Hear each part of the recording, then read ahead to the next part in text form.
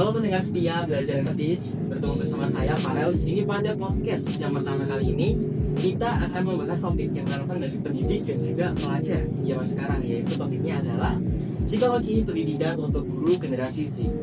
Telah hadir bersama kita yaitu pemateri sekaligus praktisi pendidikan hingga kita, yaitu Kak Irfan. Selamat datang Kak Irfan. Terima kasih dan juga Kak Farel. Terima kasih sudah mengundang saya di podcast yang sangat luar biasa ini. Senang berbagi pengalaman dan juga cerita terkait apa sih pentingnya psikologi pendidikan untuk generasi Z, terutama pada guru-guru generasi Z pada hari ini. Waduh, kayak kamu udah gak sabar guys, gitu guys. Oke, mungkin kita langsung aja masuk ke materi ya Kak.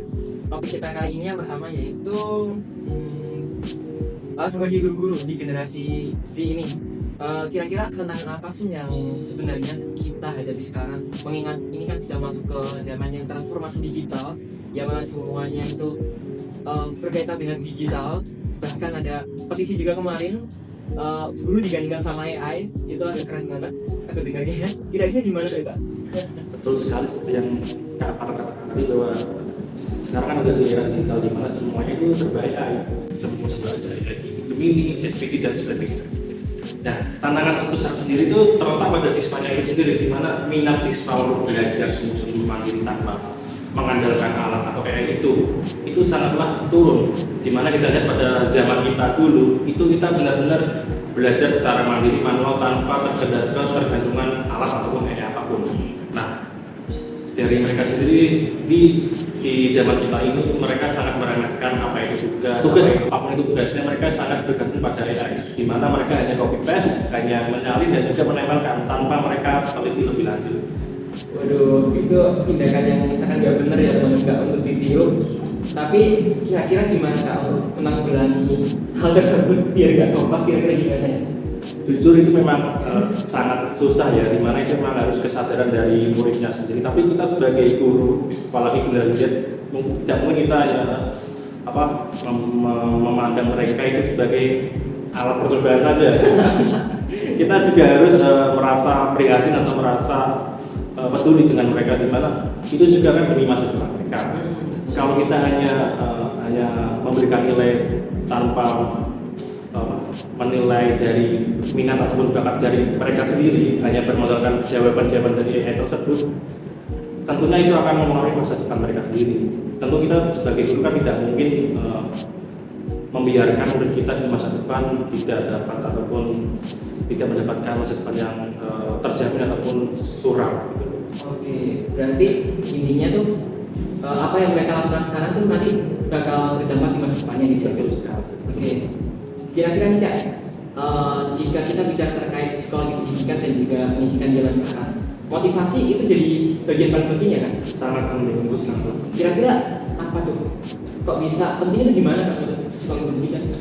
Secara gampangnya itu motivasi di psikologi pendidikan itu ada dua, di mana satu itu dari dalam diri mereka sendiri dan juga tentunya dari luar diri mereka. Yang dari diri mereka sendiri tentunya ada keinginan dari diri mereka sendiri bahwa belajar itu sangatlah penting dan juga kebutuhan mereka. Contohnya seperti kalau di agama Islam itu kita anggap sholat itu bukan kewajiban tapi kebutuhan, sehingga kita sebagai guru perlu menanamkan prinsip ataupun dasar bahwa belajar itu bukan suatu tekanan ataupun tanggung jawab. Betul tanggung jawab, tapi sebagai guru kita harus menanamkan moral ataupun prinsip pada siswa bahwa belajar itu sesuatu yang dibutuhkan. Dan yang kedua, motivasi dari luar diri mereka.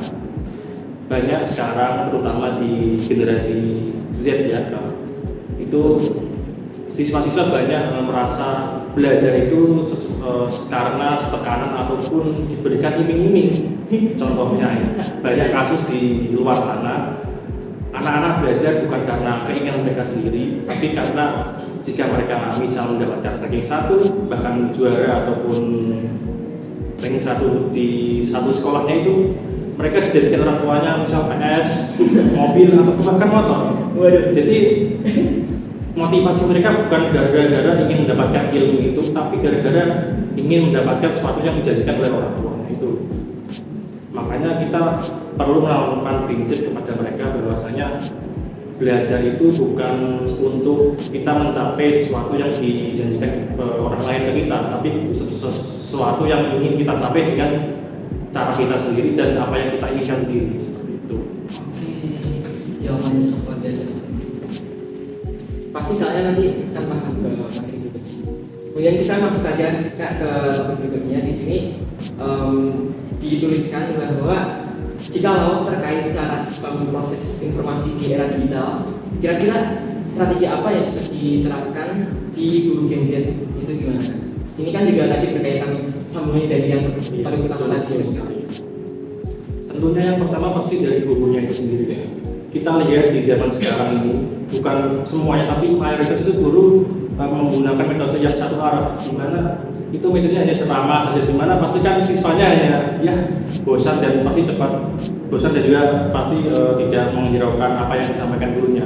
Maka guru-guru generasi sekarang ini perlu namanya komunikasi dua arah, di mana kita perlu gimana secara siswa itu agar pada saat metode, pada saat pembelajaran itu mereka dapat tidak cepat bosan dan juga saling nyambung satu sama lain, saling berinteraksi, di mana agar pembelajaran itu menjadi hidup dan juga tidak merasa atau mereka membuat mereka bosan seperti itu. Oke, jadi pembelajaran dua orang ini sangat penting ya Kak? Penting sekali. Tapi sepertinya di Indonesia jarang juga diterapin ya Kak sekarang ya Kak? Iya. Oke, jadi pembelajaran dua orang itu sangat penting ya Kak, apalagi di Indonesia ini karena aku lihat juga, aku dengar juga dari siswa-siswa ketika aku main ke salah satu sekolah gitu kan, itu mereka tuh mengeluhkan pembelajarannya gurunya cuma ngajarin doang, nggak ngasih pemahaman ke kita nggak dikasih suatu interaksi antara siswa dan juga guru gitu kan. Kira-kira di Indonesia bagaimana sih bisa diterapkan seperti itu kan? Betul sekali seperti yang Kak Faros sampaikan tadi, kalau banyak guru di Indonesia terutama bukan maksud merendahkan guru-guru yang mungkin sudah berumur, tapi banyak guru-guru yang seperti itu metode belajarnya gimana ya ceramah tapi belajarnya mungkin guru datang duduk, kalau mungkin ada PPT beliau menyalakan PPT dan juga hanya membaca sambil duduk, itu kan efeknya bertambah besar kepada siswa, di mana siswa pasti akan mengeluh dan juga cepat bosan. Nah, solusinya tentunya kita harus dari tingkat atas dulu, di mana tekanan ataupun peraturan, banyak peraturan di Indonesia ini terkait guru itu terlalu rendah ataupun gampang disalahgunakan. Banyak guru-guru di Indonesia itu tidak sesuai dengan jurusan yang mereka ambil pada saat kuliah, yang seharusnya guru itu hanya khusus untuk lulusan yang berpendidikan atau jurusan yang dari pendidikan, tapi itu banyak dimasuki oleh lulusan-lulusan yang dari non pendidikan. Oleh karena itu banyak juga guru-guru yang mengajar di sekolah-sekolah di Indonesia, tidak semuanya tetapi hampir atau mayoritas itu guru-guru di Indonesia itu berlulusan bukan dari pendidikan. Nah, peraturan di Indonesia ini kan tiap ganti menteri pasti berubah, kurikulum juga berubah. Itu juga mempengaruhi struktur ataupun tata kelola dari guru-guru itu sendiri. Memang ini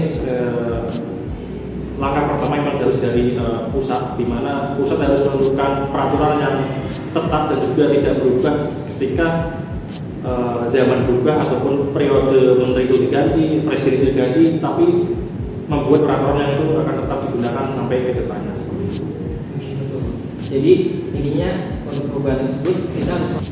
Oke nih Kak, mungkin kita langsung aja lanjut ke topik berikutnya karena saya rasa tadi udah sangat menjawab dan juga insightful sekali teman-teman pendengar di rumah ataupun di kantor ataupun entah di mana tuh, di gunung atau di mana nggak tahu, intinya pendengar gitu ya kan. Oke, kita langsung masuk aja ke dunia perkuliahan ya. Otomatis dunia perkuliahan nih nggak jauh banget dari kesehatan mental. Nah, sebagai mahasiswa juga saya sendiri itu juga sering banget mungkin kena mental nggak gara-gara tugasnya kan. Kira-kira untuk pendidikan kesehatan mental itu sangat berpengaruh apa sih? Pasti sangat berpengaruh ya. Kita tahu sendiri kalau mahasiswa sekarang itu banyak mengeluhkan tugas dari dosen-dosen, tidak hanya satu dosen, tapi ketika kita melakukan protes ataupun menyanggah tugas itu dari dosen itu tidak peduli. Itu juga mempengaruhi kesehatan mental kita sendiri. Kita tahu sendiri banyak kasus-kasus di universitas maupun kampus-kampus di Indonesia ini, banyak mahasiswa yang akhirnya tidak kuat dan akhirnya mereka kita tahu sendiri lah beritanya seperti itu ya.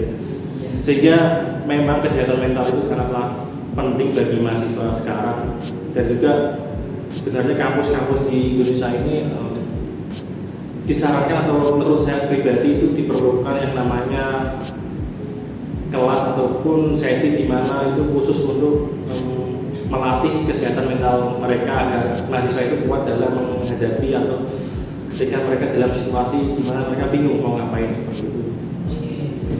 Oke, tadi kan kakaknya juga bilang terkait kita ngadain satu sesi untuk kelas kesehatan mental di sini. Kira-kira kalau kita lihat mahasiswa-mahasiswa di Indonesia sekarang, kira-kira apabila diadain kelas tersebut itu mereka ada berguna apa ya? Mungkin kalau kita anggap itu ada di Indonesia, mungkin dari mahasiswa sendiri mungkin beberapa mungkin masih kurang berguna karena memang dari mereka merasa belum membutuhkan itu. Tapi dari kampus itu sendiri harus mengupayakan bahwa ada sesi itu bagusnya lebih bagus diwajibkan, karena itu kan penting untuk mereka.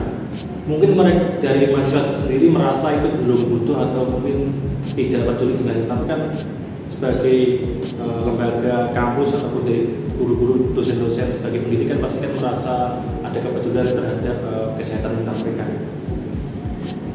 Jadi dari guru maupun dosen itu harus peka terhadap mahasiswanya, tidak hanya memberikan tugas masuk kelas dan keluar saja, tapi juga harus peka terhadap apa yang dialami mahasiswa tersebut. Kita harus memberikan ruang istirahat untuk mental mereka, di mana mahasiswa itu perlu ruang ketika mereka perlu sendiri, perlu berhibernasi ataupun ataupun mungkin istirahat atau bermain dengan teman-temannya. Tidak hanya kuliah itu hanya tugas melulu, tapi kita juga perlu menyediakan ruang untuk mereka, ruang di mana mereka bisa bersenang-senang sesuai dengan kebutuhan mereka. Oke, baik, jawabannya sangat luar biasa sekali dari Kak Irfan, teman-teman. Tadi kita udah bicara panjang lebar terkait psikologi pendidikan ini, tantangan bahkan sampai solusi, harapan-harapan juga udah masuk tadi. Mungkin ini udah jadi akhir bagi pembahasan kita pada podcast kali ini. Saya ucapkan terima kasih pada Kak Irfan atas penjelasan yang sangat informatif dan juga udah dipahami tadi. Terima kasih kembali kepada Kak Faril. Terima kasih telah diundang di podcast yang sangat luar biasa ini, di mana kita bisa saling sharing atau menceritakan pengalaman kita, di mana psikologi pendidikan ini benar-benar sangat penting di dunia perkuliahan ataupun sekolah, di mana kan mahasiswa sangat perlu yang namanya, kita tadi sudah menyinggung namanya kesehatan mental, metode pembelajaran dan juga lainnya, itu sangat penting diterapkan di Indonesia. Harapannya pendidikan Indonesia jauh lebih baik. Amin, doa kita semua teman-teman. Oke, terakhir untuk para pendengar, terima kasih sudah menemani sampai akhir. Jangan lupa ikuti terus episode berikutnya dari Belajar Ngetis ini. Sampai jumpa dan tetap semangat. Semangat. Dadah.